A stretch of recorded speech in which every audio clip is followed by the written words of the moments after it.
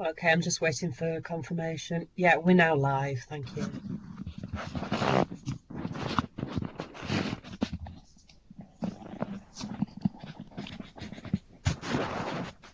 Okay. Good morning, everybody. I'm Councillor Mohammed Iqbal from Leeds. I'm chairing today's West Yorkshire Police and Crime Panel meeting. And in case of technology failure, the Deputy Councillor Jackie Williams from Wakefield will take over and continue with the meeting. It is a virtual meeting. I've explained the rules already in the private session. It's very difficult to manage a virtual meeting. You know, when you're sat in a live meeting, you can get a nudge and wave or something. But so please give me a nudge if you can electronically, if I miss anything. As you will know, after our last meeting, if you don't know, which was in October, that evening I caught the virus, I got the symptoms, and I had a bad week of aches and pains, 2 weeks of aches and pains, and I'm glad to be back here after 4 weeks. It's dreadful when you think of coronavirus, after hearing the news of so many people passing away that you know. So my heartfelt sympathies to anyone who's lost friends or relatives. It's not easy, but they say there's a light at the end of the tunnel with this vaccine. We'll have to see. This may not be the last virtual meeting, but I hope we can overcome these hurdles. So can I, to formally start, can I now introduce the Officer for Police and Crime Panel, Samantha Wilkinson, who will introduce her team, and then she'll introduce all the councillors, and then we'll introduce Commissioner's team. So, Samantha. Good morning. Yes, it's Samantha Wilkinson, Police and Crime Panel Officer. We've got James Lightfoot from Comms, who is doing the live stream, and Sharon Fraser from Legal supporting the panel. We've got Councillor Sophie Whitaker from Calderdale. We've got Councillor Russell Brown of Bradford, Councillor Amanda Carter of Leeds.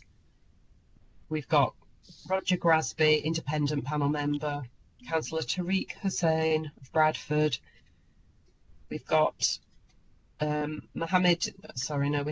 got Joe Sykes, independent panel member. We've got Jackie Williams of Wakefield. We've got Councillor Cahill Burke of Kirklees. We've got Councillor Peter Green of Leeds, and Councillor Masood Ahmed of Kirklees. Thank you, Sam. Can I introduce Commissioner for West Yorkshire, Mark Burns-Williamson. Mark, if you could introduce your team as well, please. Yeah, good morning, Mohammed and everybody. I'm pleased to hear that you're on the road to recovery, Chair, following your illness, so that's good to hear. Mark Burns-Williamson, Police and Crime Commissioner for West Yorkshire. I think we've got Catherine Johnson on the call as well, who's the Treasurer from the Office of the Police and Crime Commissioner. And I think John Robbins, the Chief Constable, is joining us as well this morning. Have I missed anybody else out? I'm not sure if Wendy Stevens, yeah, our research manager as well, is on the call. Thank you, Commissioner. Can we have the acceptance of apologies? I think we've got Councillor Dunbar from Wakefield, Stuart Heptonstall and Mohammed Naeem Calderdale, who's not feeling well. The apologies, Sam. And we've got a substitute for Richard. I understand, I think Shakila Lally is with us as well. So welcome, Shakila. Yes, Shakila's having technical problems, so she is watching the live link and will send me any questions through. Okay, she's there in spirit. Yes. Okay. Okay, item 2, can we approve the correct record of meeting from last panel meeting? Then we will go to the matters arising. Can we say the true accounts of the minutes? I gather silence means acceptance. Agreed. Agreed. Okay. Thank you. And in the matters arising, you will have received the correction report from Sam in the private brief panel, matters arising on correction item 7.6, where the Chief Constable spoke about the PCSOs. I mean, it's a long report there, and I'm sure you've all read, so that's the correction in the minutes. Are we all in favour of that? Agreed on as well? Yes. Okay. Is Chief Constable with us in case he wants to comment on that, or we're okay on that if we don't hear anything? No, we're okay with that. Thank you, Chair. Okay. Can I just interrupt quickly? It's Gregory Jones, Digital Comms Manager. Can I just ask that everyone turns their videos off for the live stream? When we have video on it, it interrupts the live stream and it breaks it. So we need to have it just so it's imagery, if that's all right. So turn all videos off. Turn all videos off, thank you. Okay, including me. Okay. Yes, please. We are working on improving it so we can have videos on, but it's going to take a bit of time before we get to that stage. Oh, okay, thanks. So item 3, to note any items which are agreed to the agenda, any urgent items of urgency. Item 3. Silence means no item. There are no urgent items. No urgent items. Item 4, members' declaration of interest. Anybody to declare any interest? No. That takes us on to item 5, police and crime plan refresh. The report is attached. And then can I hand over to the Commissioner to give us a brief? I don't know how to do it. Yes, thanks, Chair. Report on this, yeah. Thanks, Chair. Can I just check? Right. Do you want me to stay off the video link? Is that right? Yes. Okay. That's the advice from my IT. Can I just check then? Can everybody hear okay? Yes, I can. Yeah. Yes, Mark, yeah. Okay, thank you. Yeah, I can. Very clear. Good, thank you. So this is the refreshed police and crime plan that we've discussed other iterations at previous meetings, and we do look at the plan every year in terms of an annual refresh, and you'll see, just glancing through the plan, we've kept the plan at a glance page, which I hope is helpful, and certainly we've had good feedback on that from partners and members of the public who just want literally a glance, so that sort of gives the overview. I think just in terms of changes to this plan, and it still is draft, albeit hopefully we'll look to finalise it pretty quickly after this meeting. We've done a revision around the radicalisation priority to the terminology of countering terrorism, because that certainly better reflects the changing landscape around terrorism offences, and of course it's much more across the spectrum these days. I myself and the Chief Constable actually continue to sit on a national counter-terrorism oversight group, so we do get regular updates at the national level as well as to our own counter-terrorism unit. And of course many of you will be aware that the threat level in the UK was escalated last week to severe, particularly in relation to events in France. So we think that is a better encapsulation of that priority. We've also expanded the child sexual abuse priority to include child sexual exploitation, and again that just reflects some of the evolving interconnections with those types of crimes, and we feel that sits better. Citing serious violence as a standalone priority for the first time, and to be fair to government, they've made that a priority and as you know, we've had some funding to set up the violence reduction unit in West Yorkshire, which is in place. Again, a review on that being undertaken as we speak, and I think government will be making some announcements again shortly around the role of ROCUs, which are regional organised crime units, and potentially more officers going into those as part of the national police uplift programme. But again, we'll be watching that one carefully, because West Yorkshire is a host regional organised crime unit, and when posts do come up or extra posts are created in those structures, they do tend to draw from West Yorkshire and the other host ROCUs around the country. And that Commissioner, if you could hold on a second, if you don't mind. I think the live stream has stopped. Greg, is it working, or are we still off?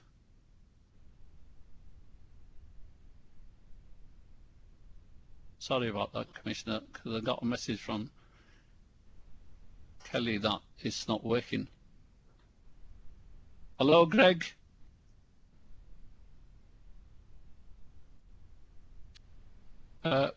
IT.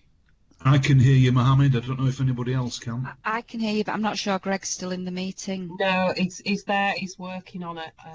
Sorry, but you can't. Shall we hold the meeting or continue? If we can hold, sorry that there is a problem with it. Okay. Okay, no worries. Apologies.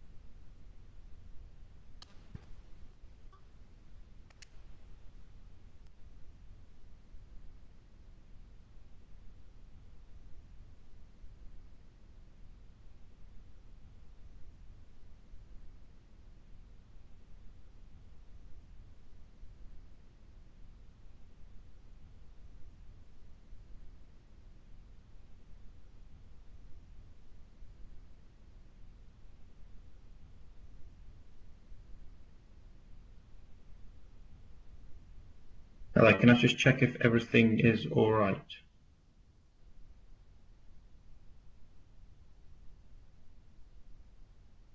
Are you asking us in general, Greg, or? Yeah, just because I'm watching the stream and everyone was just muted. Right, well, We we've told had a them- message that the stream wasn't working. It seems to be absolutely fine from my end. Okay. I've been watching it. I'll let you know if there's anything that goes wrong So with the if stream. you hear silence for a bit long, unusual silence, Roger, no, Gregory, then come in. Okay, sorry, Commissioner, we thought the stream stopped, but it's working now. So if you could continue, Commissioner. Okay. I'll message you, Sam, if anything does happen. Yeah. Okay, Thank you. Okay, Chair, I'm okay to continue. Yeah, Right, sure. thank you. So I was just about towards the back end of my comments, I think, Chair. So, I mean, the overall vision of the plan remains the same, which is keeping West Yorkshire safe and feeling safe.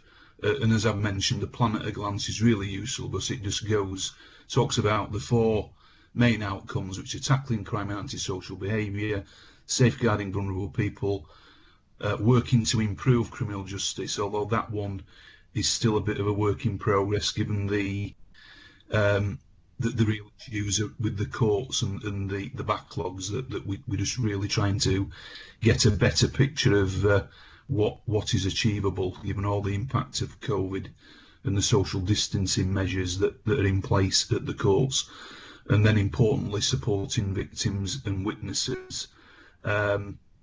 So, you know, the plan sets out in detail each of those priorities set out under those 4 outcomes, and then just gives some commentary towards the back of the plan regarding how we deliver, and listening to people is really important, obviously, around engagement, trying to understand our communities throughout West Yorkshire and the diversity and the challenge that they face. Working together, partnership, extremely important as we move forward, and other areas around the resources, of course, and we just set out there the overall expenditure, and reference to the Safer Communities Fund, which is now, I'm pleased to say, given out nearly £3.5 million to more than 700 groups over the last few years through the proceeds of crime, which makes a big difference to many groups. And then we say a bit about the commissioning of our services, evaluating the plan and the delivery framework at the end of the plan. So I hope that that is helpful, Chair. Thanks. Thank you, Commissioner. That is helpful. And can I open up for questions from the panel on your plan refresh? As we've got indication from Roger to start off on this issue. Roger, do you have a comment on item 5?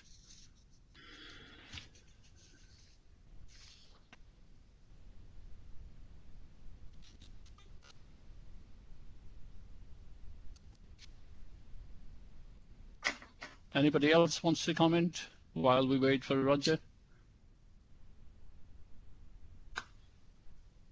Is Roger on? Just checking.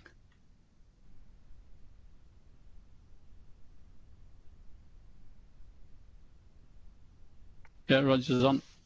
Your mic's on, Roger, as well.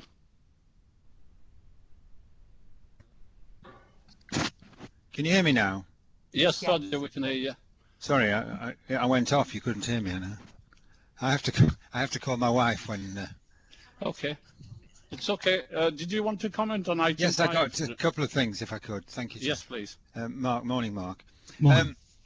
I think, like members of the panel, we find it slightly odd still that over 4.5 years into a 5-year plan, you choose to refresh it, notwithstanding that there are, different priorities. But be that as it may, I had three questions. Firstly, if you recall at the last meeting, on behalf of the panel, I raised 3 suggestions for you to include something about holding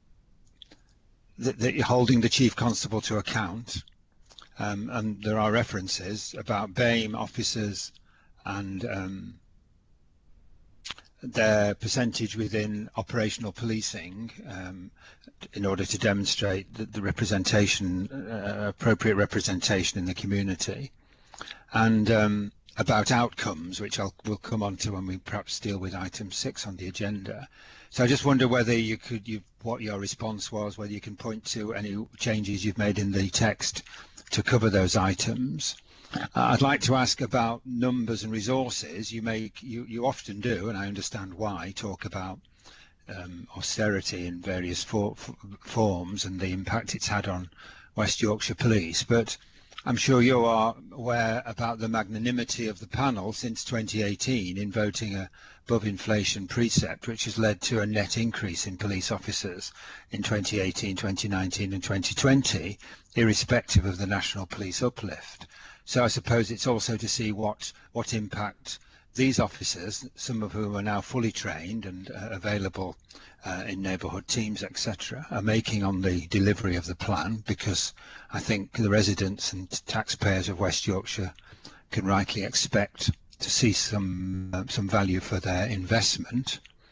And I'd like you to talk about outcomes, because it's a fact and that during the currency of this plan, i.e. 2016 to 2021,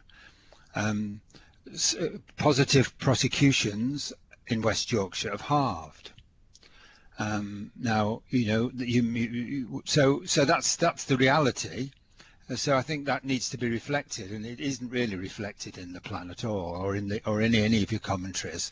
There's been a singular reluctance, and I have raised this, as you well know, at meetings for the last several years, actually reporting in any public documents about what I call the outcomes, the things that really matter to the residents of West Yorkshire. Again, there's references to improved outcomes, but there's no evidence included in the report. So there's 3 points that you might like to comment on, Mark. Yeah, no, thank you for those comments, Roger. So in terms of the first one, well, there's 4 actually. So just in reference to your why is it a refresh 4 years in? It's really because there's a mayor election next year, and clearly that isn't happening elsewhere in terms of a transition into a new structure, mayoral combined authority. So given that there will be an elected mayor who will take on the PCC powers within their office next year, I just felt it was pragmatic to refresh the plan at this stage. But having said that, looking at the plan, reading through it, I think it is pretty pertinent anyway to the current challenges, so I'm quite comfortable with that. In terms of changes to the text, yes, we have made some changes, Roger. Can I point to them all out now? I probably can't, but perhaps I might ask Wendy just to quickly comment, because clearly some of the detail, but I did speak to Wendy after the meeting, the last panel meeting, but changes have been made, Wendy. Am I right in saying that? Yes, you're right. We have looked at all of the different priorities to see what has changed, because in the unprecedented circumstances we're in, it has had an effect on all of these things. But the main changes you highlighted earlier, and as we discussed at the last panel meeting, the outcomes for the different crime types, etc. We've changed some of the metrics there just to reflect where we are. So there is changes in the text, but the biggest changes, I think, are more with regard to the metrics, and I think you will talk about criminal justice as well. Yeah, thank you. So I have tried to weave in, Roger, like I say, the holding to account the various accountability meetings I had with the Chief Constable, and that is reflected in particularly on the evaluating the delivery of the police and crime plan, page 25, I think it is. And as Wendy's just said, moving that then into the delivery framework around that as well. I take the point on resources. Yes, we have obviously seen some police officer increases in recent years, and absolutely recognise that as the government would try and have us all believe that it's all down to central funding, it clearly isn't in terms of the precept increases that have been raised. You know, and as you know, I don't take that lightly in putting those proposals forward, because clearly that impacts on local taxpayers. But having said that, even though we have seen some modest increases in officer numbers, there's real pressures on police staff roles, and we're having to seriously look at how we manage those through vacancies and the pressures on current budgets, and in some cases having to utilise officers into jobs or roles that are not you know, as visible or on the front line as we might want them to be. So I think that is a factor, and some of the pressures around the PCSO funding as well, which you know we'll come on to later as well. But even though we've raised that precept, we're still, I think, the third lowest precept in the country for policing. which is limited to what we can actually deliver on the ground unless we get a better central funding settlement, which accounts for 70% of our budget. So I think the point I'm making in the commentary there around resources is, we've just got to recognise where we've come from in terms of the austerity before we've had some better funding settlements in recent times. And as we know, it does take time then to fully recruit, deploy, and get people, onto the front line delivering policing services. So I think that's just the context I was setting. And then in terms of the impact that you mentioned, well, I think they are starting to have an impact, because over the last 12 months in particular, we have seen good performance around reductions in various crime categories, and that's been reported, and we've got a delivery quarterly next week where we'll look at that again. Obviously, we'll have to take into account the whole COVID impact to separate out the impact of that as opposed to some of the sort of other policing and community safety interventions. But on the criminal justice outcomes, yes, there's no doubt that it isn't, and it isn't, an excuse, but this is a real national issue regarding the drop in positive outcomes. And we'll get onto this in the next paper around investigations of criminal justice outcomes at court. So it's a concern for me, for the force. So I know Chief Constable referenced it in a meeting earlier this week, and the sort of criminal justice system itself, whether that's the CPS, the courts, and the capacity within the system, contributes significantly to all that, and they're not things directly, or they're not directly accountable to me with regards their services, but absolutely do recognise that, and we are trying to turn that around some of the investigative improvements. But of course, you need the whole system to be effective and efficient to get better outcomes. But it is something I'm very aware of. Thank you, Commissioner. Roger, are we okay with that? With the response? Oh yes, I think I've had my share. Thank you. Yeah. Okay, thank you. Does anybody else want to comment on this item?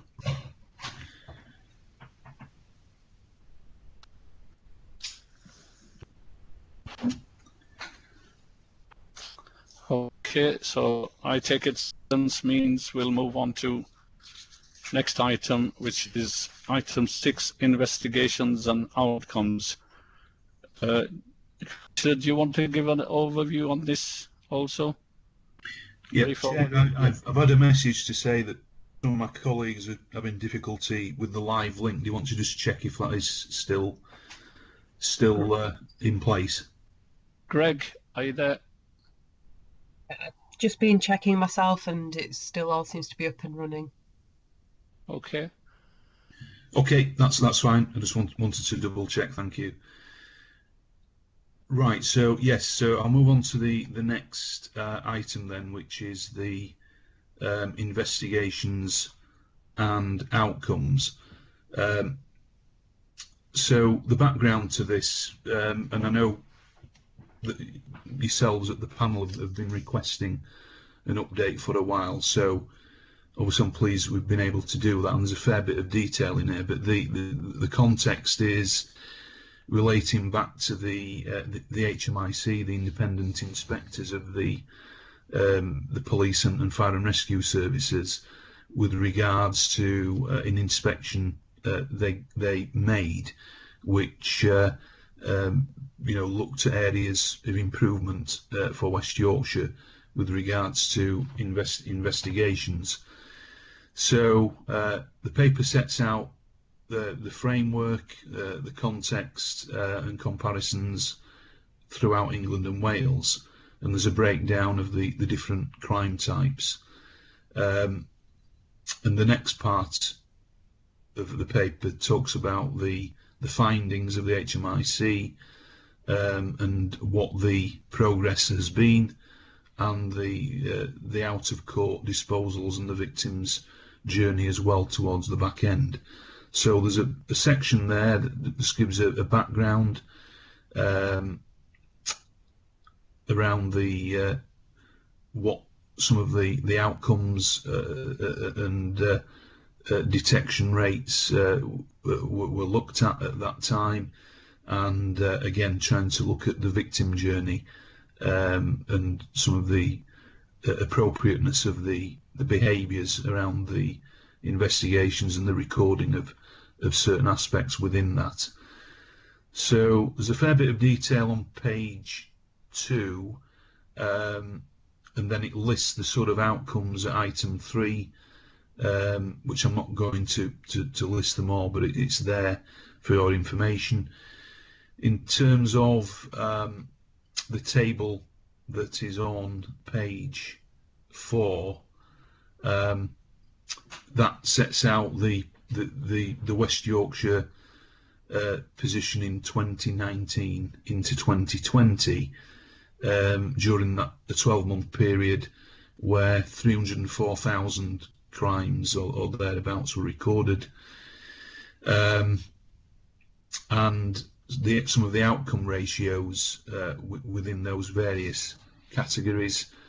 I mean, it's a very operational policey type report because it goes in to that detail, and I'll bring the Chief Constable in when I've made some further comments. But there's been a real focus, for obvious reasons, on what we call high harm offences, such as serious sexual offences and rape and serious violent crimes, and we've really tried to focus that locally within the force accountability arrangements that I touched on in the previous item.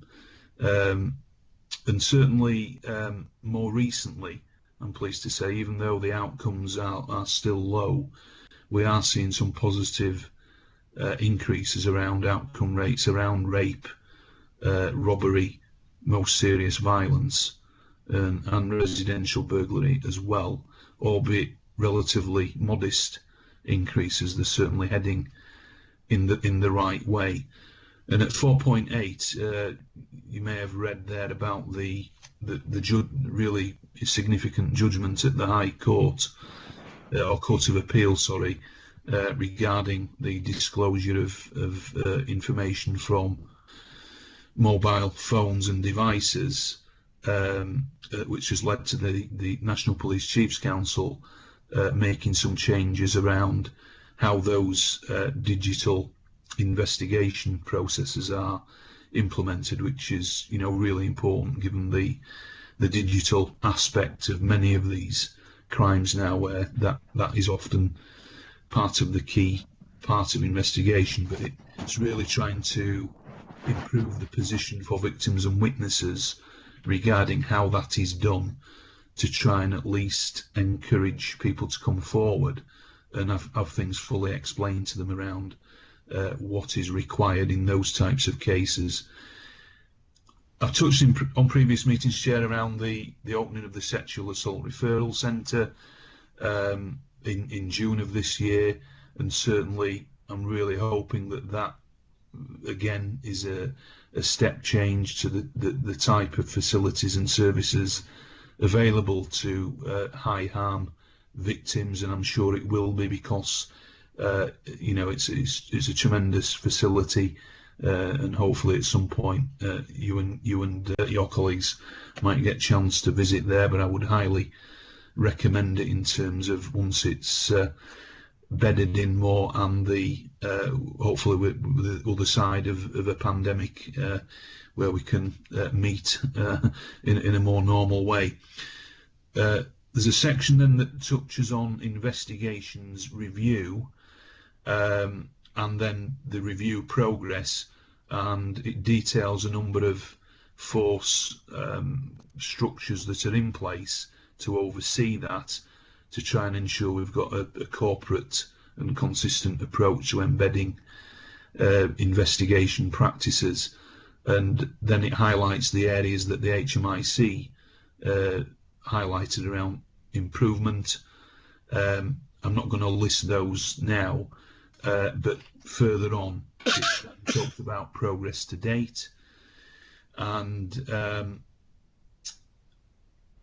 you know, there's again a lot of information in there around the results of some additional training that's been rolled out, which is important because this needs to be a constant awareness raising and skills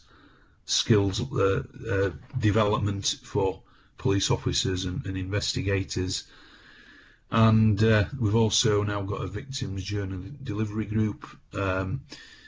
Again, because certainly from my office, we're always pushing that the victim needs to be at the centre of this.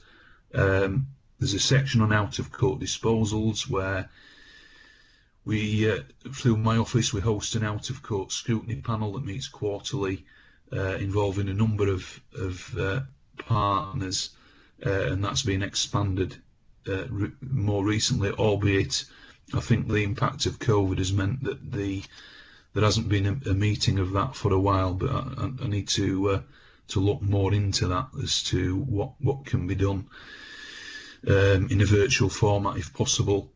But you know, I think when you look at some of the figures and the cases that they looked at there, it was a concern that we had quite a number of those that were considered inappropriate or inconsistent. So on the one hand, it's really important we've got that scrutiny process in place. On the other hand, that is far too high in terms of the cases that were sampled, and that's why it's really important to learn and feed in from those dip sampling and scrutiny mechanisms to make sure we continue improvements. And then at the end it says a bit more around the victim's journey, and the outcomes, and making sure that the districts are really tuned into that. But perhaps, John, I mean, I've gone on a little bit there, but did you want to just add to that in terms of the operational side? Yeah, thank you, Commissioner. Good morning, everyone. Just for information and for the record, I've got Russ Foster with me as the Deputy Chief Constable, and also Mr. Andrew Wright, who's our very experienced Force Performance Manager.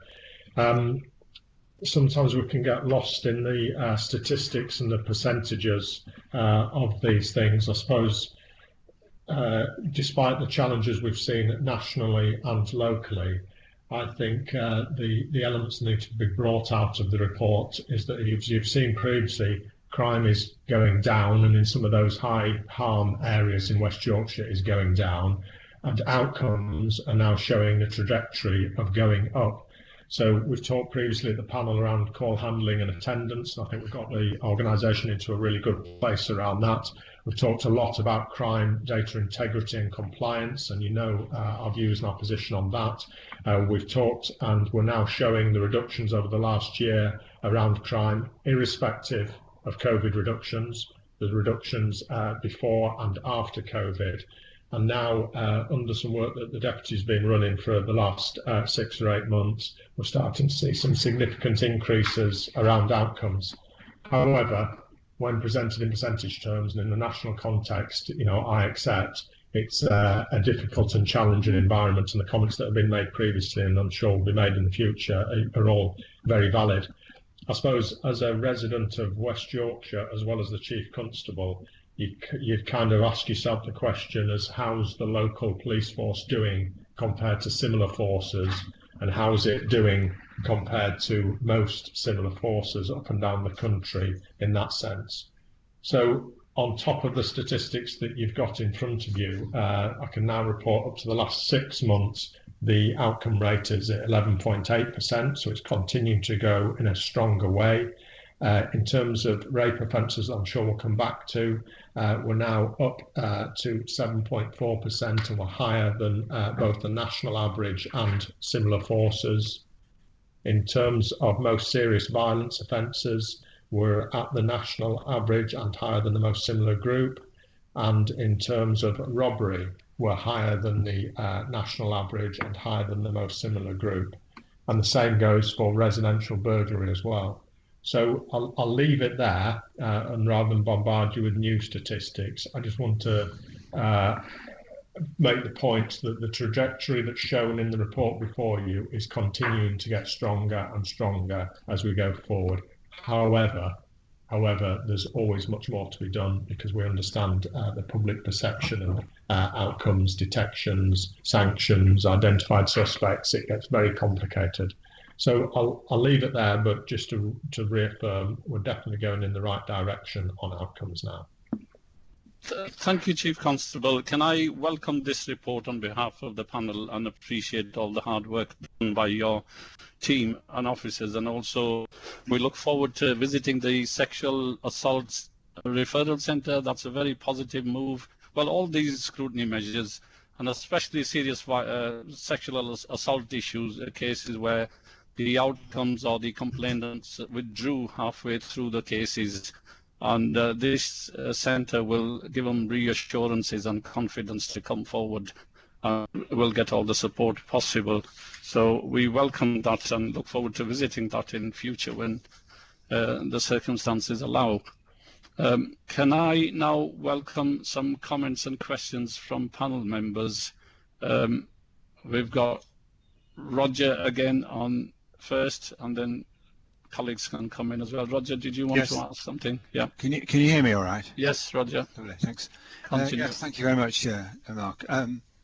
Well, I am one who wants to get bogged down in statistics because that's what this report in many ways conveys. And I'm not entirely in agreement with the Chief Constable about the public perception, for the simple reason that despite the panel asking for at least the last 4 or 5 years, it's very rare indeed that the public, through this mechanism of the Police and Crime Panel, gets detailed information about positive outcomes.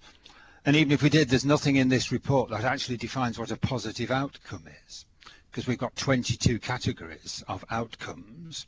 So I'm going to be charitable and say that positive outcomes include obviously charging, out-of-court disposals, community resolution, and a few others, and you get to about 12%, maybe a weeny bit more, depending on, and that coincides with the figure that the Chief Constable gave a moment ago for positive outcomes, assuming that he's working to the same definition as I am. But as I say, there isn't as such something in that table on 4.4 on the paper, which if you can read, apparently it's so tiny it's almost impossible to read. But there's 43% on that list when no suspect or person was identified, and a big chunk of where the evidence was presumably too weak for one reason or another, which I accept could include the fact that witnesses were unwilling to give evidence in proceedings. So I go back to this at 12%, 1 in 8. Approximately of these 300,000 crimes produce a positive outcome. And I also take issue with the Chief Constable about whether or not public of West Yorkshire are only interested in relative performance. I don't accept that at all. I think they're interested in absolute performance for what they get for their money, for the taxpayers' money.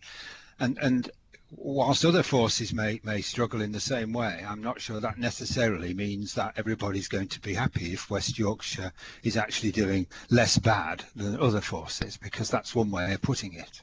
So my question is really more about, we are where we are. I would ask yet again that this sort of information may be clustered into positive outcomes, evidence issues, and perhaps into 3 or 4, is regularly made available in the various documents coming out of your office, because it isn't up to now, and I have been at this for years, and I raised it at the last meeting, and we struggle to get it. We get references in documents to outcomes improving, but it's only the data. We need data and evidence in order to justify some of these sort of submissions, and we've got some today. We may be doing as well as other forces, and I'm sure that's not an argument for standing still. But it is of interest to the public, and I would urge you again to grasp that nettle and make this sort of information available in easily digestible and understandable forms. Yeah, thanks, Roger, for those comments, and I know you have made those points and requested, so I take that. But before perhaps bringing the Chief Constable back in, the report obviously does go into a lot of detail, and it is difficult to sort of weave your way through it, I guess, from a public perspective. So I think you're right, there's definitely more work to do there around how we sort of explain this in a more understandable way, because there are so many categories and outcome codings within all this, which clearly are not of our making. That a national framework, and as you know, we have taken very seriously the data recording standards, and we're currently rated as outstanding for that. But there are a number of variables within here that we often have to unpick and try to explain in a rational way. But I agree with you that from a public perspective, are the public going to be happy with a 1 in 10 or just slightly above that outcome? Well, no, they're not. And I think if anybody says otherwise, I don't think that will be right. But having said that, the context behind all that is really important to understand, because we know why that is the case in many instances, and it's really just understanding some of that. But I'll perhaps bring the Chief back in, or the Deputy, just to touch on some of the points you made there, Roger. Yeah, thank you, Mark. I will just turn my camera on for a moment if colleagues will forgive me. We are slightly caught, unfortunately, within policing in having access to data and not always being able to make it available to you, not for any reason that is inappropriate, but because some of the national comparison data is provisional. It's provisional until it's published through the Office of National Statistics. So I can, with great confidence, tell you that when I look at the actual, and Roger talked about real terms, numerical basis, if I look at the charges that West Yorkshire Police do per 1,000 population as one example, so the amount of people we charge per 1,000 population, we are significantly higher than most others in the country. We're up at 7th out of 43 forces. We're way above. We charge more people than Manchester Police charge. We charge more people than West Midlands Police charge. But I can't publish that data because it's not my data, it's provisional data. So the data lag is so great that it's only when it comes out through Office of National Statistics. But you're perfectly right that we need to work harder as a police force and collectively across the area to try and get these messages across. And you're perfectly right that 1 in 8 still doesn't present a positive picture.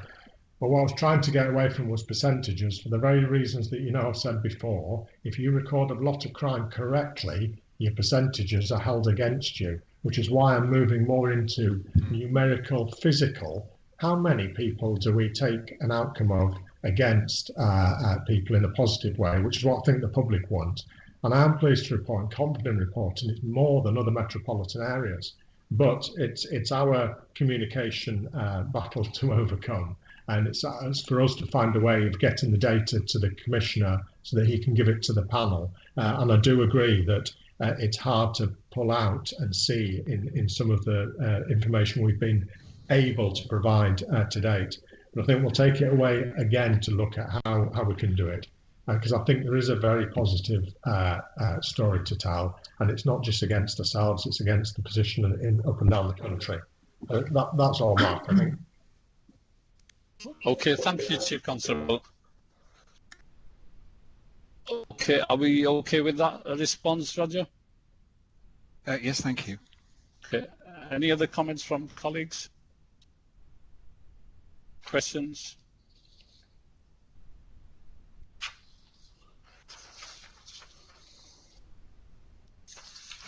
Okay. Just a minor issue on the charts, Mark. They're a bit too small and hard to read and need a bit more clarity in future, so reader can read and explain. There's one or two small charts which are a bit difficult to read. So just a comment on that. Yeah, no, I understand that, Chair. So yeah, it's one of the vagaries of the digital platform we're in at the moment. But yes, we'll look at that and try and make sure that we've got a clearer and more readable data on the tables and the diagrams. Okay, any comments, questions from colleagues before I move on to next item? Right, silence means we move on to item 7, which is officer recruitment update, and the report is attached. I gather everybody has read it. Councillor Gruen, did you want to make a comment on this? Chair, thank you very much. It was just an observation that obviously there has been quite a lot of recruitment, and I wonder if the Commissioner is satisfied with the rate of recruitment, or whether he thinks more could still be done to accelerate. And in particular, I wonder, in terms of the PCSOs, if this period of uncertainty has now been completed and we are able to get back on track with more PCSO recruitment. Peter, thank you for that, those observations. So in terms of the overall rate of recruitment based on the preset commitments, yes, I am happy with that, because we're actually over, and as you know, we had a debate previously around trying to get ahead of the game, which is referenced in this report, and we have done that. But that you know, obviously that's around police officer numbers, and that's a combination of the precepts, commitments, and what is termed the police uplift programme monies, and the trajectory of the numbers are set out within the report, you know, over that 3-year period. So overall, yes, I'm still not happy with the level of BAME representation, I have to say, and the report talks about the various structures and things that have been put in place, but and you know, I will bring in the chief again on this one. We are working nationally with other forces and with the College of Policing to look at the whole process by you know, which the success rate or otherwise of those applicants are coming through, and there are some vagaries, to say the least, but it's welcome that we've got more of a lifetime focus on this. But again, I will need to talk to the chief regarding what more we need to do to improve that aspect of it. And then in relation to the PCSO situation, I mean, sadly, the police uplift programme, of course, funding doesn't cover PCSOs, and we've got some real pressures. So, as you know, I've been hugely committed to securing PCSOs at very high numbers within West Yorkshire for a number of years, and indeed we had a number of match funding arrangements across all 5 local authorities, but those have pretty much gone by the wayside, other than Leeds. And you will know as well as me, I think even that's under pressure as well, as part of the impact of COVID on council budgets. So we've got to really, you know, we can't wait for that to happen. We've got to look ahead, and we are managing some of those vacancies at the moment. And of course, the fact that a number of PCSOs are successful in applying to become police officers as well does impact on that. But I'll perhaps bring the Chief back in at this point.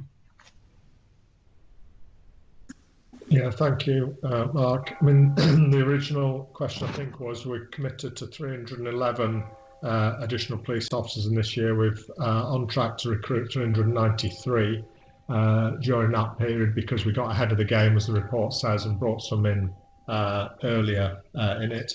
The PCSO numbers are correct in the sense that because of the financial situation, we had to request and agree with the Commissioner that during the course of this year we would reduce the numbers in order to meet the budget requirements, and we've had to do that. The irony is we haven't actually reduced them as much as we intended, which is good in terms of operational policing, but bad financially.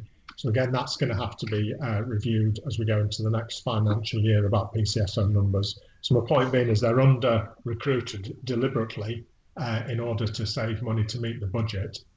And again, in relation to BAME officer recruitment, again, nationally, it's not going in the direction that any public sector or police service would want to see. We are doing as much as we can within the national policing environment. We keep getting pointed towards other forces, and when we go through the statistics, we've actually percentage-wise recruited more through the processes than some of those. So it's dependent on how you look through things. So in the last few years, we've gone from 241 frontline BAME police officers to 347. Quickly, that's about 44% change in the frontline police officer numbers. And similarly, as an organisation, we've gone from the low 500s to the mid 600s. Again, a significant change in the actual officers on the street.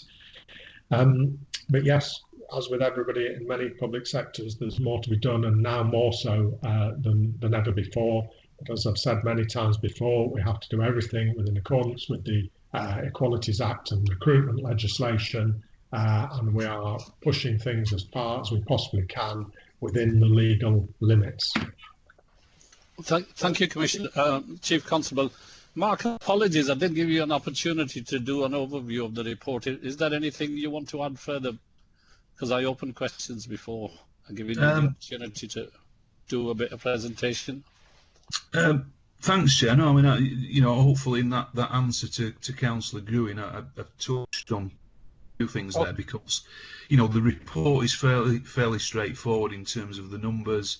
The Chief Constable has said there that we're actually we're over-recruited, as you know, as we took that decision early on to get more numbers through the previous training programme, which was a 14-week one, as opposed to now we've got a 2-year entry, 3-year entry point, which again is a national qualification programme.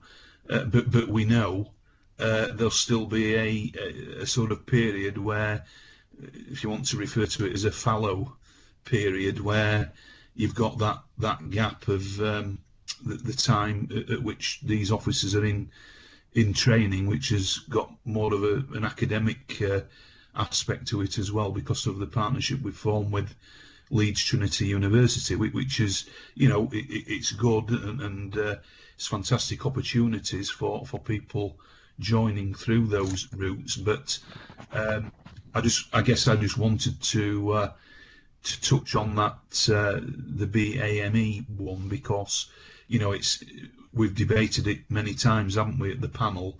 But given the recruitment profile over the next 2 or 3 years, it is the time to really try and make that step change that we've all been looking for. But it's not easy. But I've been engaging actually with a number of groups in a virtual way, but having some really encouraging conversations with them around what ideas that they've got around improving pathways and perceptions of policing in some of our more diverse areas. And I think we've all got a role to play with that, and I'll be feeding that into my ongoing conversations with the Chief and West Yorkshire Police. Thank you, Mark. Apologies, it must have been Wakefield Town Hall Bell here in Leeds. Put me off and missed your presentation. Yeah, however, you for this. Yeah, just wanted to make a comment before I give opportunity to councillors. I mean, it's just an unfortunate situation that this recruitment of representation of public, reflecting the public in police force, well, the austerity kicked in. I know you put in all the efforts in to make a difference, but the success rate of applicants, although it's in line with the national trend, but I think there's more scope to be, more work to be done to make sure and encourage that we reflect the community we represent. So the ideal situation is, like Chief said last time, that legislation, but that's not going to happen on top. So we can do whatever we can within our powers to make sure that we reflect the communities we represent. That's just a comment from me. Well, Chair, no, I agree with you, and I mean the Chief knows that as well. And to be fair, you know, I know he is personally committed to that as I am. But of course, it's about, you know, what are the practical things that we can put in place to improve that. And we had a really good presentation actually from the College of Policing at a regional collaboration board last time, where we really did go into that level of detail around the current diversity rates in West Yorkshire as opposed to some other areas. And I know John took away, you know, some work from that conversation in looking in more detail.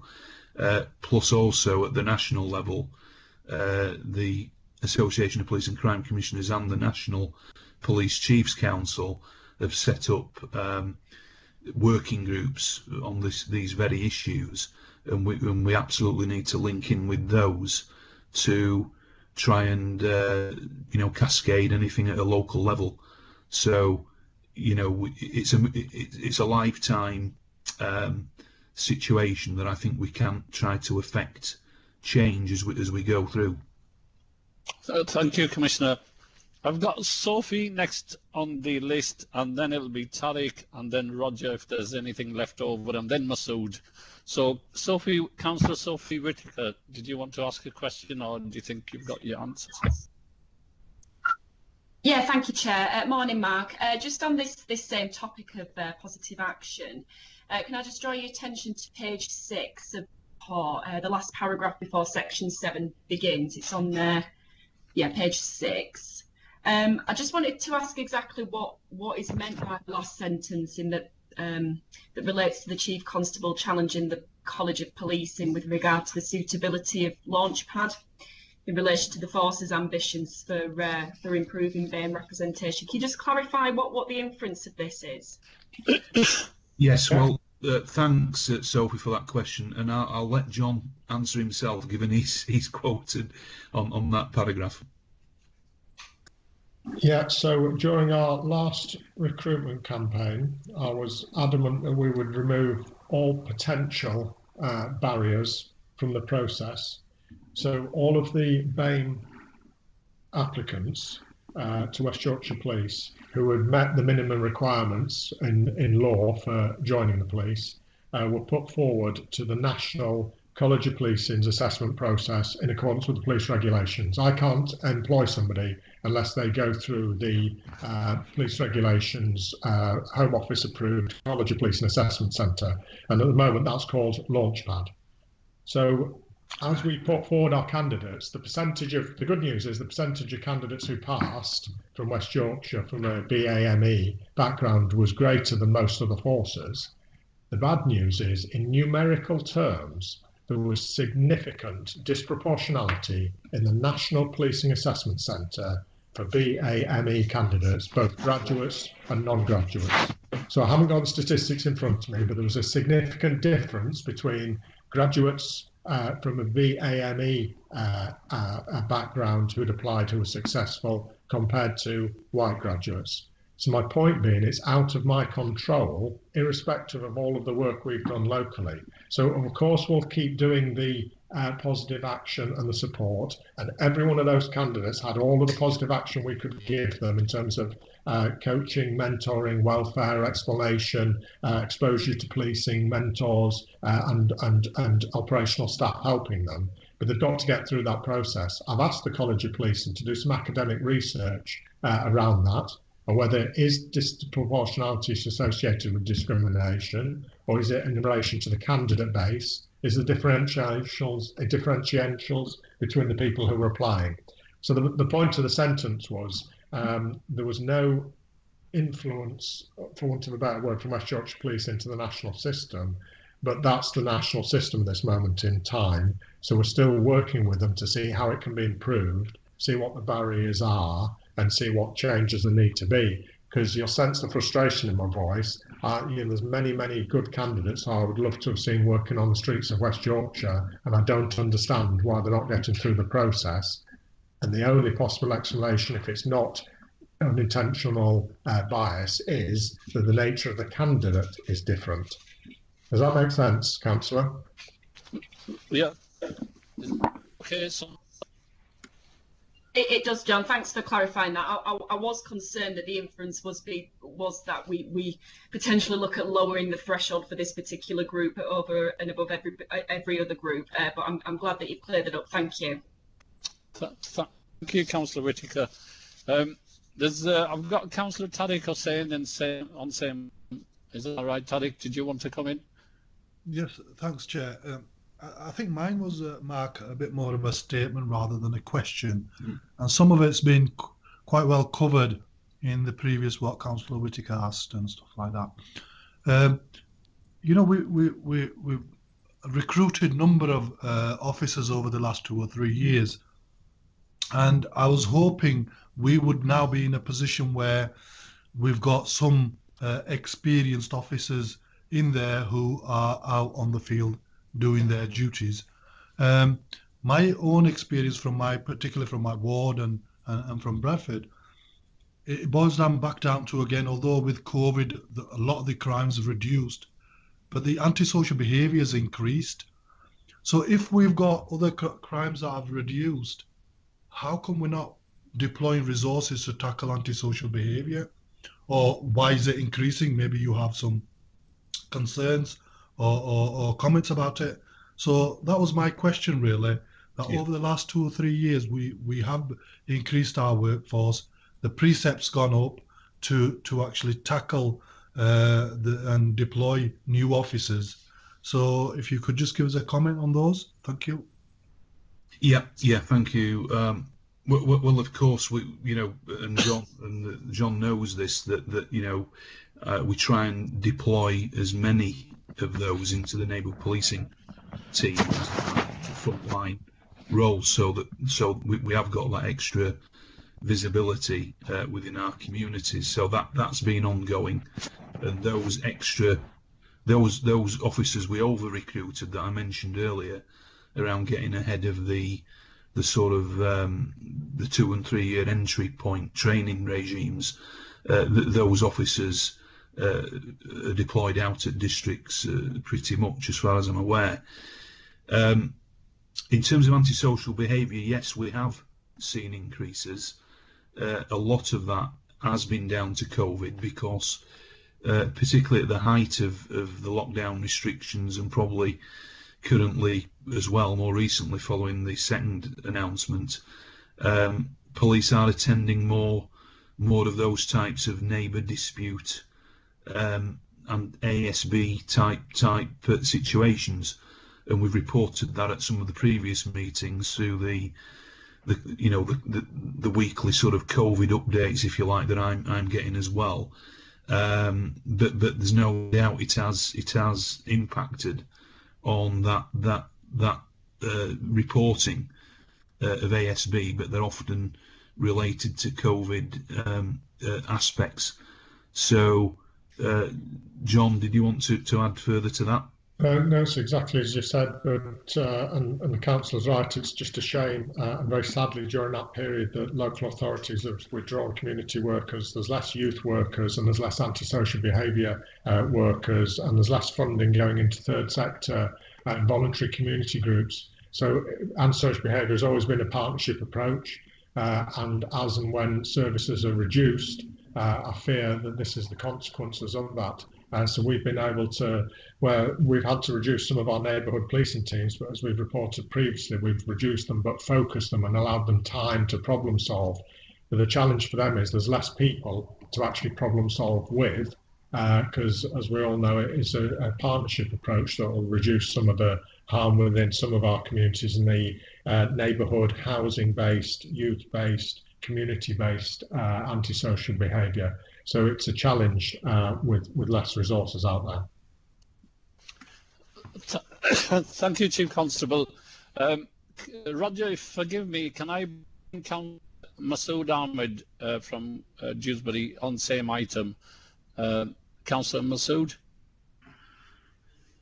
Good afternoon, still morning, yeah. My question is around positive action. Can you guys hear me? Yes, we can hear you, Masood. I mean, I welcome the report in terms of looking at the recruitment of BAM representation, and I know Sophie's asked a pertinent question around platform launchpad, and I'm pleased that the Chief Constable answered that question. I think I've got a couple of questions. One was around this goal group, the BAM goal group that's been set up to look at the BAM representation and see what there is, and I wanted to find out if there is an equal representation on that. That's one question. My other question was around attracting quality BAM candidates, and it seems to be still a challenge, and what is the West Yorkshire Police Force doing to address that? Yeah, I take into account COVID that's occurred now since March, but prior to that, what is and will the force be doing going forward?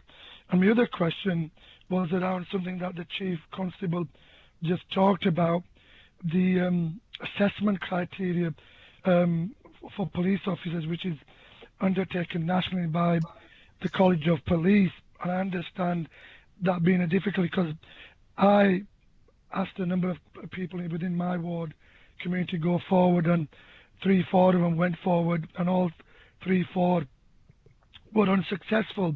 And I got feedback from the positive action coordinator that obviously is done by the College of Police, and we don't get feedback, and we don't know what's going on. So for me, it's getting that feedback to those unsuccessful candidates and how we go about doing that, making sure people don't feel deflated and think, well, there's no point applying to the police force because they don't get back to us. So those are my questions to both Mark and the Chief Constable, please. Yeah, thank you, Councillor Masood. Good questions. And John, am I right in saying, have we got the Deputy Chief Russ Foster on as well, as he chairs the BAME Goal Group?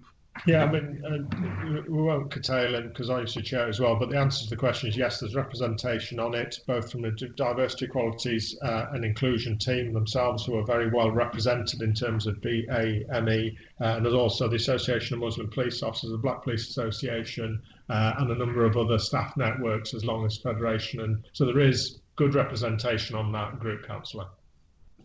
Yeah, and then in terms of initiatives going forward, so I think we've already sort of touched on this, and I'm keen to, really understand in more detail some of these conversations with the College of Policing, digging down into that data through this Launchpad programme.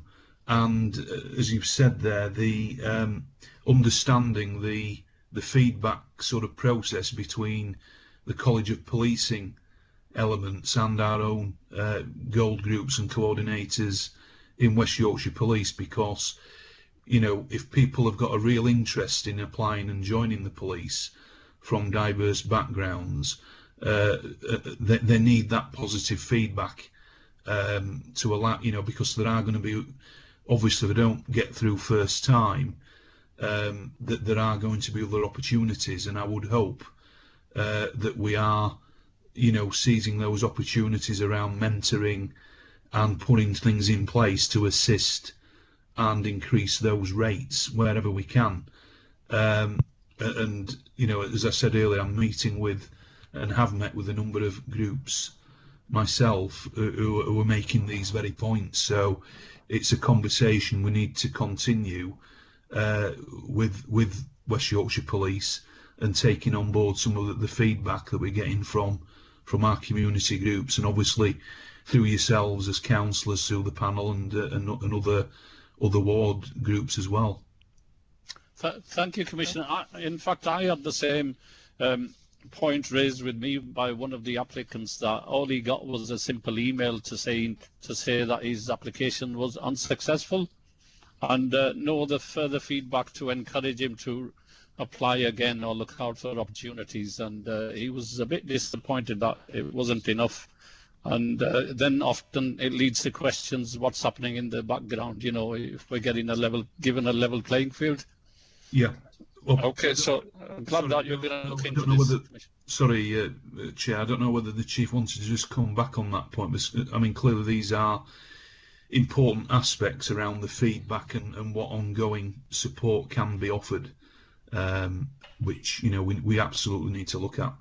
Yeah, that's really good feedback, and I'm grateful for that, because that's certainly not what was intended or planned, and certainly not what I understood to be occurring. So we'll take that away and look at that for that very reason. We've talked a lot in that group, and I know the Deputy's been as keen as me on it, around ensuring that we keep that journey ongoing, not just up to the assessment, but continuing it on afterwards. So that's valuable to us, because we can take it back again and look through that process again, because that's definitely what we don't want to happen. The only other side to this is it's a highly competitive process with huge numbers involved, and we're talking thousands of candidates. And so, you know, there's a process and a system in place. But I totally agree that actually we should be encouraging, supporting, and going back for the second and third time with people to help them about jobs as policing or as investigators or other jobs if necessary. So thank you. Jack, can I come back in? Okay, Masood. Yeah, I mean, I welcome what the Chief Constable and Mark are saying, because the three applicants /4 I'm referring to just had an email, John and Mark, and I welcome this mentoring feedback and support, because all three of them I've spoken to, and all three feel deflated, thinking, well, we just had an email, we've not really had much back, and quite clearly we're not too sure what's going on, other than the email I got later on probing back, saying that it's done by the College of Police and the feedback is not here nor there. But I do welcome what the PCC Mark has just said about mentoring, supporting and revisiting those individuals and applicants. So I'm happy to work and support where I can as an elected member. Thank you both. Yeah, no, thanks again for those comments, and I'm happy to, you know, take that up with you outside of this meeting, if that's okay. Chair, can I come in? Yes, Tariq. Yeah, just on that note, Masood makes some points and stuff like that. If you recall, in the last meeting or meeting before, I raised a concern similar to that. What I like to see, if possible, to see how many applicants you're getting and what kind of feedback's going back to these people. Because it's really, really important for these guys who don't manage to get in, but to get this feedback to see where they can improve. Yeah. If we're really serious about employing people from the Barmy community, these are the things that are going to help to recruit in the future. Yeah. So is there any chance of bringing anything back to the panel at all in the future? Thank you. Well, yes to that, but what we will need to do in between, I guess, is just really, you know, get some of the details of those cases, and you know, I think this is what is starting to happen through this lifetime assessment, if you like, around some of these processes, and that's what needs to happen, where I don't think we've had that opportunity before because of the levels of recruitment that are going to be underway. So absolutely, I think these are the conversations we need to carry on having to try and affect that change, you know, through the frameworks we've got in place. Thank you, Commissioner. I've got Roger on list. Roger, did you want to ask a question? Yes, please. Can you hear me all right? Yes, we can. All right, thank you, Mark. Mark, I've got three questions, if I may. Whilst I think it's absolutely right and proper that we focus quite a lot of our business on BAME, I think we also should focus on disability as another protected characteristic, particularly as this week marks the 25th anniversary of the Disability Discrimination Act. And a recent report shows that people with disabilities suffer significant barriers to employment, often worse than those who are BAME. Now, surprisingly to me, you've captured data, presumably on the monitoring form, about disability from candidates. But are you able to give any information today, or if not in future, about the relative success rates of people with disabilities? And because disabilities is such a huge range of situations, something which might show the sorts of disabilities that the force has been able to accommodate, or who have been successful in the College of Policing's assessment centre. I think we'd be particularly interested in seeing how representative police forces really are of that particular group. Secondly, one reading of your paper, you talk about you managed to get people through the system into the force early, and they only have to do, I think it's 14 weeks training, and then they're deployable. And then in the next sort of sentence talk about the 48-week course at Leeds Trinity. I may be misreading this, but is there any hint in there that you think that the new regime is too long and unnecessary? And then thirdly, you will have noted that it's been announced recently that the recruitment age for police officers has dropped to 17, or will do shortly. Do you see that having any material impact on the force's ability to recruit? Thank you, Roger. Okay, thanks, Roger. Yeah, good questions. Yeah, we should be able to get the numbers on the disability figures and the various strands. So we've definitely seen those. So I haven't got them to hand, but unless Chief Constable tells me otherwise. But I think we are. We try to be an inclusive employer and absolutely encourage applications from various disability groups. In terms of the new regime versus the old regime, well, I think the jury's still out on that. We're still in the early days of the new degree entry 2 year, and then the apprentice one over 3 years. I can see both sides of the argument there.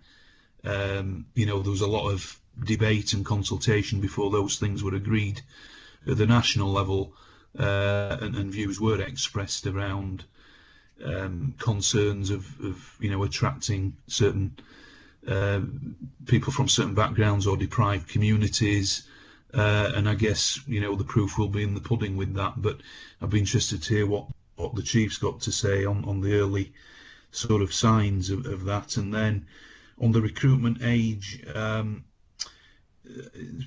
potentially it might, but I don't think it'll have a huge impact personally. But the fact that we've got a cadet scheme in place in West Yorkshire is a good thing, and that might lead to some additional sort of people at that age sort of coming forward in West Yorkshire. But I don't know whether the Chief wanted to just add any comments as well. Yeah, if I may, the 11.9% of our police staff have a visible or non-visible disability, and it's 6% of officers as well. We work closely with the Disabled Police Association and a number of different charities, and of course there's a vast array of different charities. I think in the report there was some data around applicants with disabilities. So there is work ongoing in terms around positive action and positive support for candidates going through. In terms of the age of applicants, just for clarity, the 17 is in order to apply, and that's in order to allow us to get. Previously, the regulations weren't. You couldn't actually apply to policing until it was 17.5 or 18. And of course, that puts a problem in terms of UCAS applications and people who are looking at university or a policing degree. So it's 17 to allow them to apply, and then the age for joining still remains the same. I forget the third point, forgive me. It was the new regime. Yeah. Again, it's just it is laid in regulations that's how we have to recruit now, as we've discussed before, either pre-entry degrees, obtain a degree, or an apprenticeship program. We are wishing to maximise and get the most we possibly can out of that program, and you'll have to ask me in a couple of years as to what our judgment on it is. But if we're going to do it, we're going to do it as best as we possibly can with West Yorkshire and get the best possible police officers out onto the streets of West Yorkshire. But the transition has been worked through in terms of making sure that we've still got the right amount of officers on the streets, and we're confident that will happen. So, if I may, I'll make no comment on the difference between the two schemes until we see the results of it. Thank you, Constable. Roger's raised a very important question. It was recently in news that the disabled people have had more effect during COVID and more disadvantage, and the gap has extended with their opportunities because there's been no funding, no grants, no support for disabled people. So it's had a bigger impact on them. So thank you, Roger, for raising that. Anybody else wants to speak on this item before we move on?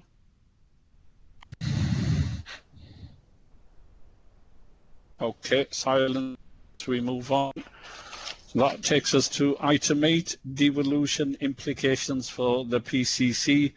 There was a briefing book sent after the panel papers. I assume everybody's read that. Commissioner, did you want to give an overview, or was that just to... Yeah, okay. So, I mean, obviously, as council members, you will be somewhat aware of the conversations that have been going on in the local authorities and the consultation that took place during the summer, and the feedback then that had to be sent into the government regarding the legislation that needs to be passed. And I understand all that is pretty much in place, and I think they're just trying to find some ministerial time to sort of ratify that and put it through. So the first page of the report just gives that background, really. And again, originally the PCC aspects of this were going to transfer in 2024. As we know, PCC elections, local elections, were cancelled this year in May 2020, which brought the opportunity forward, and certainly the Combined Authority and the Home Office were keen to see that brought forward. And I won't go through them all, but there's a number of letters and appendices that I've attached that demonstrate the correspondence and the views that I made known during that process. The huge dynamic here, of course, is West Yorkshire is the only new devolution mayoral deal that will happen in May, albeit, as I do touch on in the report, I suspect there'll be quite a few other areas that come forward after the elections next year, around devolution deals. And the government's preferred model, of course, is that you've got to elect a mayor to do that. So that's the sort of context to it there in terms of the broader picture. Obviously we looked at the Greater Manchester arrangements that are in place, and that's the government's preferred way forward around doing a very similar transition based on that. But all transitions are different. I mean, the office over in Greater Manchester at the time, my colleague over there, Tony Lloyd, who was the PCC, they inherited a sort of back office that was already embedded within Salford Council. So that you know, we haven't got that here. We're more of a standalone office under a corporation sole model. And when I've looked at that, the corporation sole model was the one that was originally established in London when the mayor was set up there. And having looked at both, I literally am somewhere in the middle around, which is, I can see benefits to both, but you know, I personally think the corporation sole one will be favoured by PCC colleagues who will sort of put into a further consultation as we move forward. But as far as West Yorkshire is concerned, it's very clear that it is the mayoral combined authority route that will be in place. So, you know, the report just sets out some of the work around feasibility assessments that have been carried out, and again, some of that referred to in the appendices. As I've said, the conversations we've had with the combined authority, the Home Office, the letters, the feedback, the consultation. What also makes our transition more complicated is the fact that we do host the National Police Air Service, and despite raising this with the Home Office, I put an alternative forward around a 2-year transition because of that, but they weren't minded or interested really in looking at that. And as it stands, the only option in the short term is for the host body, which will be the mayoral combined authority, to take on the ownership of the assets, and that means, you know, all the bases and the helicopters throughout Wales. But it's a very complicated picture, and I won't go into it all now, but there's a lot going on in that space that, as John knows, and it takes up an awful lot of our time, but it's an important national service, and there's some key decisions around fleet replacement that are in with the Home Office at the moment, and we'll see how all that goes, but there's a lot of work to do.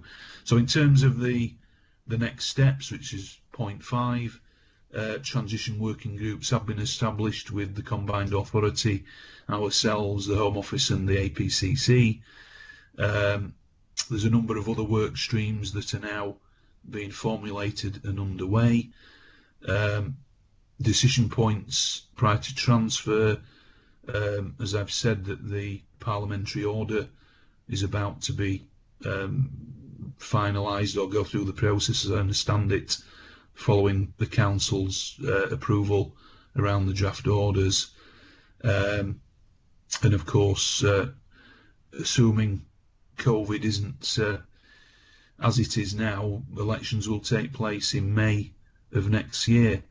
But you know, we've tried to make sure staff have been communicated with, and we've had some joint sessions with the combined authority for the benefit of staff, just for them to explain some of the wider responsibilities and services.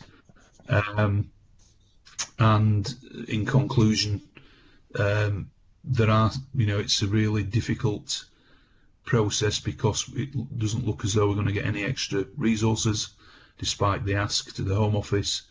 They're saying it should be all covered in the combined authority as part of the devolution deal, and I think that pretty much sums it up at the moment, Chair. Thank you, Commissioner. Can I open up for questions to the floor, please? If anybody wants to ask questions, no, we didn't get any chance to have a chat on this item earlier in the private session, but feel free to speak or put a comment in the box to say you want to speak, in case everybody wants to speak. I do, Chair, if I may. Yeah, Councillor Grewin. Well, Mark, thank you very much for a very professional and business-like conversation there. And I recognise, as the panel does, that you and your office are put in a very difficult situation. However, in terms of the panel, what I think our role is to ensure that day-to-day work continues, priorities you have set out and we've agreed continue, and that oversight, and I mean this in roles rather than personalities, oversight of the Chief Constable and the force also continues, whilst at the same time you're being asked to do, as you say, over and above a tremendous amount of transitional work. So I think we want some reassurance, if you can give us that you are setting up to do that day-to-day business as normal work. And perhaps you can give us an insight as to how you think the budgetary process might work, because we are soon going to start on that. So in those terms, with no elected mayor until after May, do I assume that you will be the lead person in setting the precept for next year? So I recognise the difficulties and the tensions, but you'll understand why I'm asking the questions. Yeah, of course. And thank you, Councillor. Sorry, yes, thanks, Councillor Gruen. That, yeah, I mean, absolutely. Yes, we know that we have to continue in terms of the oversight of the Chief and West Yorkshire Police, and that absolutely will still continue.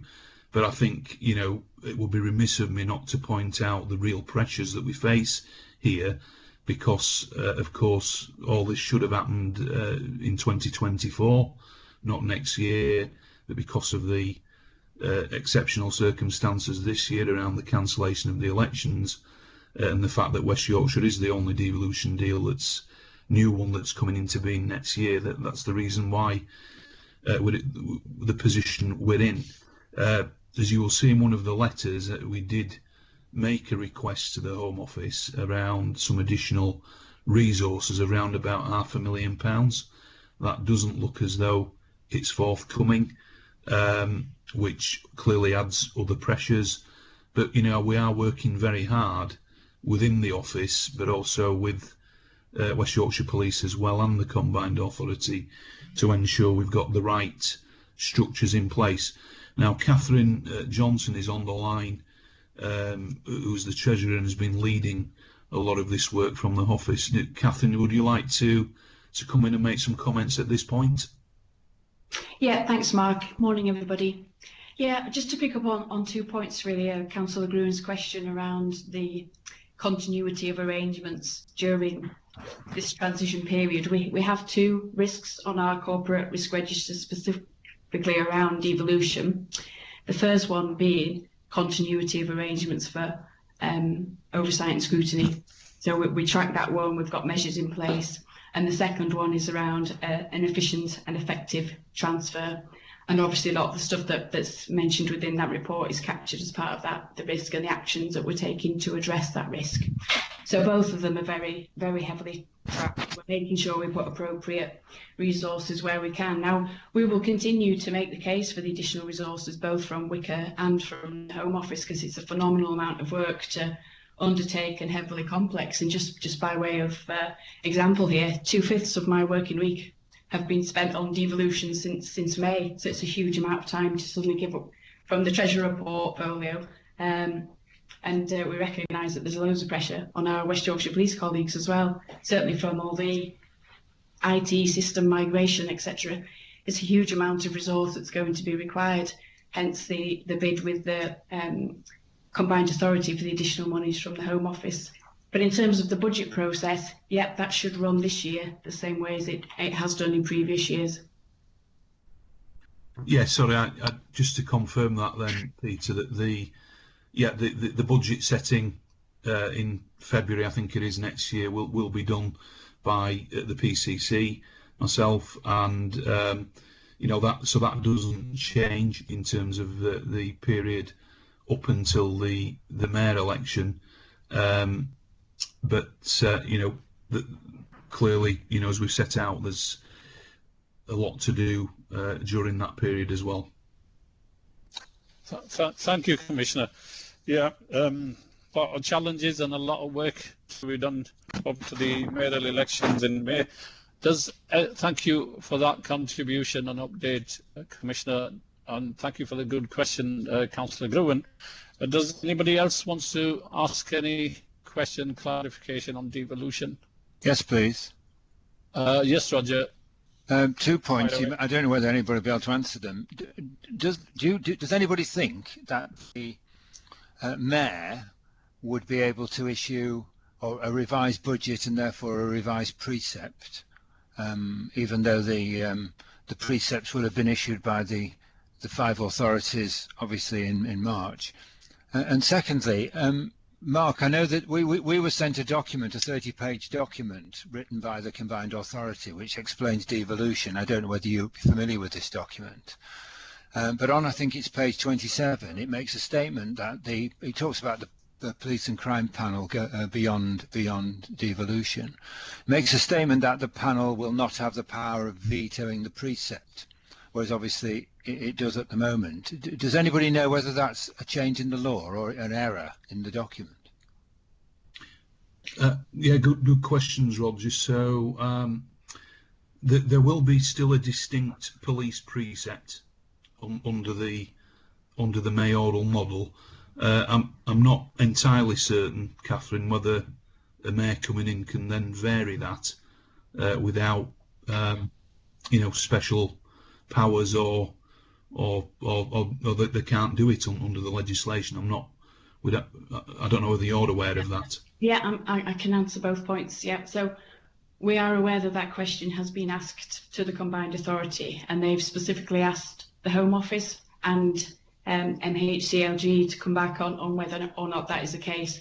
I don't believe there's anything in existing legislation that allows that to happen. So unless they include it within the draft order, which certainly was not apparent to me on reading it, albeit we have asked further questions on that, I think it's very unlikely.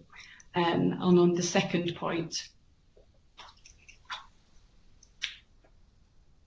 about the panel, in this document that the panel will not have a right to veto of a precept. I think that's an error, Roger. I've not seen the document you're referring to, but that's certainly not my understanding of it, and we have discussed it in some detail, and certainly as it operates in Greater Manchester is very similar to how we currently operate now.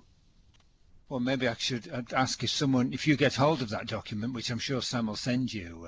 It's authored by the Combined Authority, and you can then point out this particular line to them. Yes, I will do. Yeah, thank you. Yeah, thanks, Roger. And just on that, I think we've had a letter on this week from the policing minister because the government are undertaking a 2-stage review of the role of PCCs, and indeed that covers the mayors as well, and the deputy mayors for policing within that. And they're going to be making some announcements imminently, we're told, around some additionalities for PCCs that will come into being after the 21 elections. But then I think there'll be a further review after 21 as well. And it could cover areas around criminal justice, for example, which I would welcome, I have to say, personally. And more controversially, probably around the fire and rescue governance side of things. But as I understand it, the role of panels will remain pretty much the same. Yeah. Thank you, Commissioner, and that is my understanding as well after having casual conversations with the leaders. They were saying that it'll be very similar to Manchester model, which means the role of panel will stay as it is. So thank you for that. Does anybody else want to ask any questions or make a comment on this devolution deal and its implications? Okay, silence means we're done. Nothing in comment box, no. So that takes us to item 9, which is published key decisions. Just to note. Yes, on information, Chair. Yeah, thank you. And then next item, which is agreed action logs.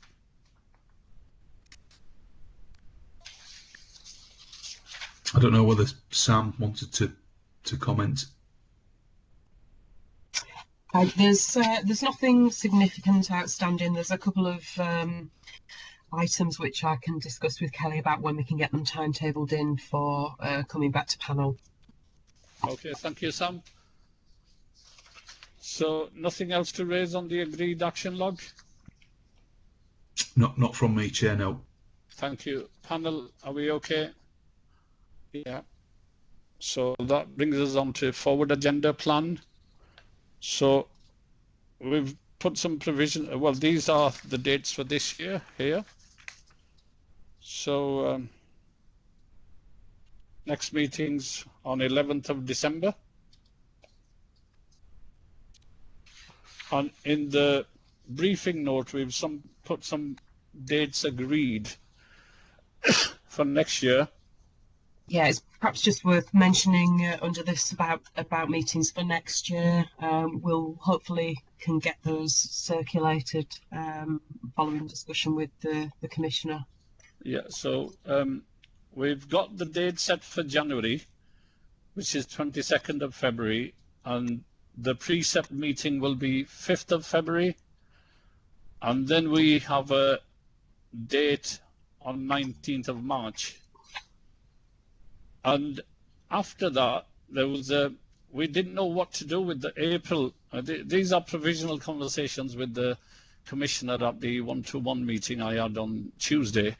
I was mindful that there's going to be a big, if we don't hold an April meeting, often panel members are obviously busy with elections. We don't know whether it's going to be postal votes or whatever. However, from 19th of March until next meeting is 18th of June, there was a big gap, and I thought we need just a brush-up meeting at least. How do panel members feel about that? Because we've got the Easter week, school holidays, and the only suitable date, which is very close to elections, is 23rd of April. I think it's a good idea, Chair. Possible joint session with PCC and West Yorkshire Combined Authority, because then obviously after elections the local authorities will hold their AGMs, and then our AGM is on 18th. So are members okay with 23rd of April? Yeah. I think so, Chair. Okay, because I didn't want to agree this because of election period. I thought I'll bring it up to the panel and get everybody's consensus. Chair, if I could just come in, as you know, we discussed it, didn't we, at the Chair? We did. And I think I agree that there needs to be something in between that period, but it's just to bear in mind what we were saying earlier around the transition period, and you know, whether it's a joint session with the combined authority or some kind of mop-up conversation might be helpful. Yes. Because, you know, clearly we'd be very close to the May election then. And obviously, given that it'll be PERDA, we just need to be mindful of that it's really a conversation around more around the processes and the position statement, and hopefully facilitating a smooth transition. Yeah, that's I think the majority are in favour of the meeting in April. Just a brief session, so bearing in mind it will be PERDA, because the meeting before is just before the PERDA kicks in. So we'll agree that provisionally, and Sam and Kelly will fix these dates. And then we have the June meeting and a private session, induction meeting on 25th of June, 16th. You've seen it all in paper. So are we all in agreement with that? Yeah. Yes, Chair. Thank you. And that takes us to next item 12, complaints received by the panel. So you've got a sheet there, and I'm sure everybody's read that. I think it's going to be first time we're going to finish on time, which is good. Can I ask, Chair, can you hear me? Yes, we can, Roger. Where's the item about current items of interest to the Commissioner, and which we always have on the agenda? I apologise, Roger. I've just realised that myself, that it's not on this agenda. So whether or not we can use the opportunity to any other business Yes, we will. We will use the opportunity. Thank you, Roger. Well spotted. Okay, so item 12 complaints. Just to read, the note paper is attached, and then that takes us to any other business. Now, does anybody want to bring this item forward? Any comments on commissioners? Would you like me to just comment? Yes, please. That'd be helpful. Okay, Commissioner. Okay. Thank you. Well, firstly, I just wanted to say that this morning, obviously, we've had the news of Peter Sutcliffe, Yorkshire Ripper, passing away, and I think it's right that we just acknowledge our thoughts are with families and victims of those pretty horrendous crimes that are so well publicised. So I just wanted to say that on today. In terms of other ongoing issues, I mean, I did touch on it during the meeting, but and you're probably all aware that the government have announced that it won't be a 3-year spending settlement. It's going to be a 12 months one, probably understandably given everything that's been going on around COVID and all the announcements around furlough and funding amounts that have been agreed for various departments. But clearly we were planning for a 3-year settlement, so it's disappointing in that sense. But as I've said, understandable. So we're having through the APCC, and I know Chief Constable will be through the NPCC, conversations to try and make sure that policing isn't somehow dropped down as a priority and that it gets the funding it requires. I do worry, I have to say though, around some of the noises I'm hearing in the margins around pressures now, and certainly, you know, we've been undertaking a number of budget conversations in West Yorkshire, and we've got some real challenges, particularly around the police staff side of things. So I didn't want that to come as a shock, I guess, at the next as we move forward around the budget conversations. But you know, there's a lot of work ongoing internally to identify where savings can be made, and the precept setting obviously is an important element of that in mitigating or otherwise what some of that might look like. But I guess until we get the details of the settlement, it's we're still a little bit in the dark, but you know, it's a real focus for us, I think, at the moment around the budgetary situation. Obviously last weekend as well, some of you will have seen the incidents that happened in the Halton Moor area, and I had a full briefing with the chief on Monday just to catch up on that, and obviously condemn the actions of a minority there. But the police did move swiftly with Leeds Council, and I think charges have been brought, so I won't say any more on that, but obviously that was a concern. But again, you know, the police did act swiftly. So you know, there's some challenges out there, as we know, in terms of some of the activities and unacceptable behaviour that the police are dealing with. And on general COVID enforcement, you know, I'm sort of assured really that the police are still using the 4 E's approach around encourage, explain, engage, and yes, enforce where they need to. I still think that is the right approach, because you know, communities have got a lot to contend with at the moment around the restrictions, and I'm sure all of us will have been affected in some way personally, not only through work but with our families and personal situations. So it's something that through my office we've really tried to work with some of our partners on the commission services around victims, around domestic abuse, charities, etc. And I think we have just been allocated some additional funding distribute to some of those groups, which we will do. But again, the Home Office just expect you to turn things around on the flick of a coin, and we know it takes a bit more work than that. So that's a quick overview from me, Chair. Thank you, Commissioner. Yeah, while you're on this topic, I just wanted to bring to the panel's attention, and yours and Chief Constable's, that at our Safer Leeds meeting on Monday, this issue of bonfire night was brought up and discussed, and a Leeds police force received about 9 calls on that, which were all dealt with, or most of them, I think.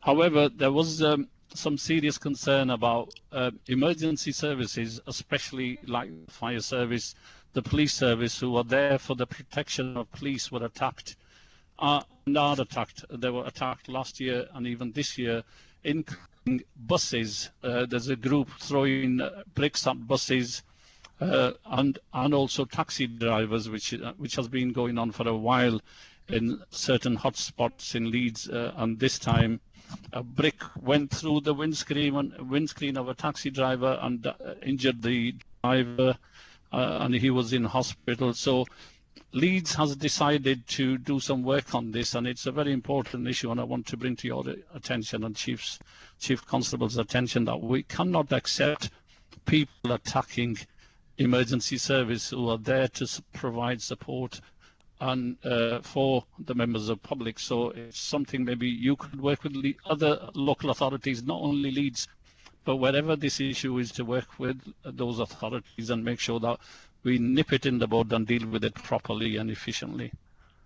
Yeah, no, thanks. I'm aware of some of those incidents. I did read about the brick with the taxi driver and the buses as well. And like you say, you know, we've been very strong on the Protect the Protectors campaign, but supporting tougher sort of measures and legislation around any emergency service workers that are attacked in that way. And I'm pleased to say that despite the difficulties with the courts, they have sort of acted on those cases that have been brought through. But I don't know whether John just wanted to quickly comment on that, because obviously it's his colleagues that are going out as ever and dealing with these things day in, day out. Yeah, no, it's something we've seen seasonally around this time of the year over many years. It got better and better and less incidents as time has gone on, as we've approached in the partnership approach. But yes, like all members of the panel, it beggars belief that people wish to assault emergency services workers and the transport infrastructure, whether that be taxis or buses, when they're trying to provide services to communities. So there was proactive action ongoing, and there is investigations ongoing, and we'll work with all local authorities and licensing authorities where we can on it. And in relation to the assaults on emergency service workers, we're grateful for the national legislation now, and we're working very hard with ambulance, fire and police to ensure that it's followed through with robust investigations. So, thank you, Chief. And this taxi drivers attack, you know, is certain hotspots, and I've been asking members to make a recording, and in 1 week there were 15 attacks on taxi drivers in one firm, which is in I think Peter Grewin's ward. So it's an ongoing issue, and again it's safety of public as well, and people in transport industry like the buses and taxis. So if you could, you know, look into that. And Councillor Cooper, the executive member for communities, did mention in the Safer Leeds executive that she will work with all the agencies to really tackle with this issue in supporting emergency services. So Chair, just without extending this issue, it would be useful if the licensing authorities would make conditions about CCTV in and outside of the taxis. That would be helpful to us, but there seems to be some resistance, but we can maybe take it offline. Okay, thank you. I will speak with the licensing committee as well, or the chair, whom I know. So any other comments from anybody else? Yeah, I've got a couple, if I may. Okay, Roger, fire away. Mark, about 3 weeks ago, I received a phone call from a Channel 4 producer. His story was that they'd done some work, I can't remember if it was by FOI or not, into the use of force by police forces, and that West Yorkshire was one of the 3 forces that allegedly used more force than any other. He misunderstood what the panel was. He wanted me to provide him some information, which I wouldn't have done anyway, but I couldn't, even if I wanted to. So that was it. I got an email from him. I've checked out that the guy was a Channel 4 producer. So my questions are, 1, are you aware of this? 2, is there anything in it? And if there is, 3, can we have a piece of paper on it at our next meeting? That's one question. My second question relates to COVID in a way. Hopefully, there will be a rollout of mass vaccinations over the next several months. And there's a growing social media anti-vax campaign, which is of worry to many people. And we've already seen the odd demonstration. Now, it's possible that because the models that will be used for vaccination include GP surgeries, which are, out on their own, and also the sports hall model, that there may be demonstrations. So I just want to make sure that the force, you and the force, are tuned into the local vaccination planning groups which each local authority has, in order to be able to provide whatever necessary support is needed for any mass vaccinations to go through smoothly. Thank you, Roger. Okay, thanks for those. No, I'm not fully aware of the Channel 4 thing, Roger, but if you wanted to send some details through, happy to look at that. I mean, we will have those details around the use of force. In fact, I was part of a conversation with one of those groups in Kirklees actually around the whole sort of disproportionality, but actually, the figures didn't look out of kilter, I have to say, and West Yorkshire is always going to be up there in terms of numbers because we're the 4th largest police force in England and Wales. But of course, what we want to see is justifiable and proportionate use of those powers, and we certainly have been looking at that through the COVID period. So I'm pretty sure with John we'll be able to provide more detail on that. But as I say, let us know what the approach was. And then on the second point, yes, we are plugged in through the local resilience forums and the sort of daily updates that I get, that the force gets, and the police playing their part within all that. But like you, yes, a concern, I guess, of those groups that want to rebel or have got a different view. They're entitled to have a different view, but clearly we're talking about a public health crisis here, and the news about the vaccine this week is light at the end of the tunnel for all of us, and clearly we want that to be successful. So that will be my view of that. Thank you, Commissioner. Thank you, Roger, for bringing that up. To be honest, I've seen so many these social media clips against the vaccine, and and it's growing and growing, and a lot of people are, just because of these social media activity, are reluctant to go to hospital even if they're seriously ill, and reluctant to have the vaccine. So yes, we need to be prepared for that. So thank you, Roger. Anybody else wants to speak? Okay, Joe Sykes wants to thank panel members, complaints subcommittee members who took part on 16th of October. Can I also thank Joe and her team as well for dealing with the complaints issues. So is there anything else on this item or any other business? So we are date and time of next meeting. So that's it. We've already mentioned that. So can I thank each and every member of the panel and commissioner's team and Sam Wilkinson's team and the legal for supporting today's panel meeting, and Greg, for the IT expert, for supporting us. So look forward to seeing you. Be safe, take care, because it was the last meeting. I was okay up till 12 o'clock, so I must have got the transmission on the air or through the internet, and 2-3 hours afterwards I was infected and aches and pains started. So please take care and be safe, and look forward to speaking with you next time. Thank you, Chair. Yeah, bye, Chair. Bye. Thank Bye. you, Chair. Bye. Thank you very much, Thank Mohammed. you. Bye. Bye.